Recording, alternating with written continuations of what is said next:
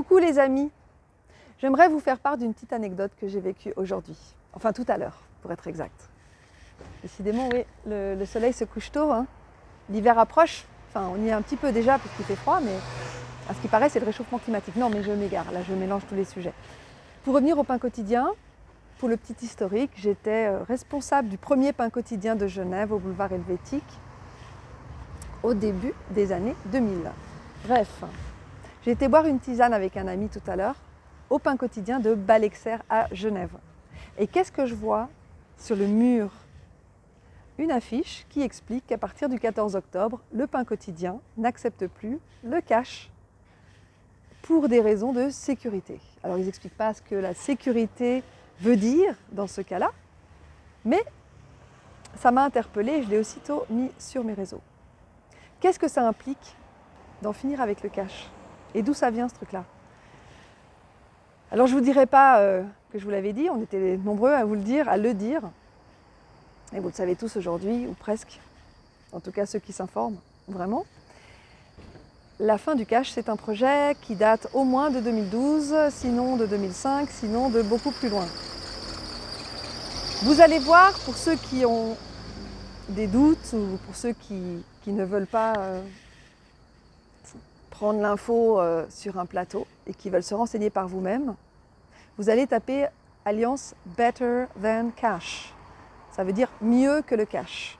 C'est une alliance qui a été adoubée au Forum économique mondial en 2012, qui est financée entre autres par Bill Gates et qui est agréée par l'ONU.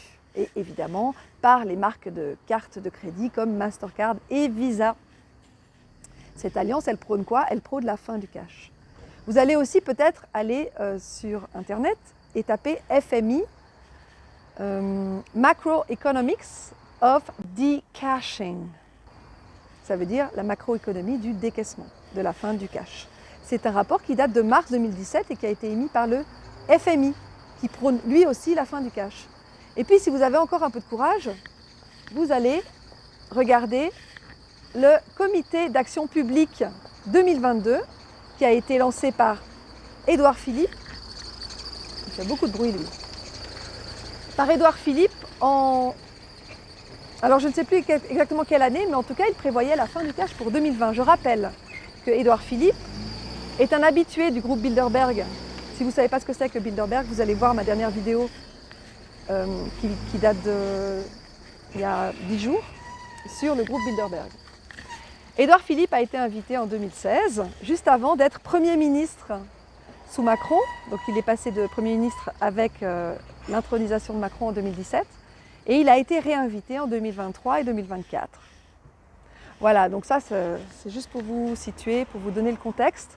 Et puis alors pour la fin de mon anecdote, au pain quotidien, je me suis adressée à la caissière. Et je lui ai dit, j'espère que vous appuierez la conservation de l'argent liquide. Et elle m'a dit, ah ben non, sûrement pas, parce qu'on a été cambriolés il y a quelques semaines. Et elle m'a dit, en fait, on n'a aucune protection au pain quotidien. Quand on ferme, on n'a pas de store qui nous protège. Donc je me suis dit, en fait, plutôt que de changer tout le système, pourquoi on ne changerait pas simplement la sécurité? Parce qu'ils parlaient bien de sécurité dans leur petite affiche. La sécurité des gens qui travaillent au pain quotidien, quand ils font la caisse. Pourquoi on ne mettrait pas un store, comme dans tous les magasins en fait, un store qui permet de protéger les personnes quand elles font leur caisse? C'est ce que je faisais moi il y a 20 ans au pain quotidien. Je fermais la boutique à clé et je faisais ma caisse. Dernière petite info qui peut être utile.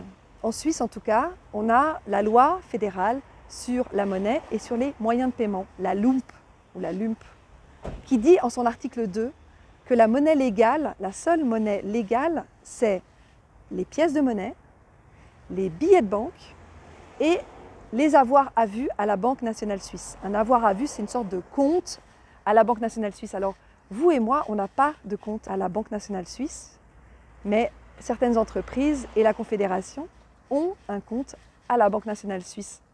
Et ça aussi, c'est de l'argent légal. Mais aucunement l'argent des cartes de crédit, l'argent scriptural, la monnaie scripturale des banques électroniques. Donc l'argent électronique n'est pas une monnaie légale, qu'on se le dise une fois pour toutes. Voilà, vous faites ce que vous voulez avec cette information.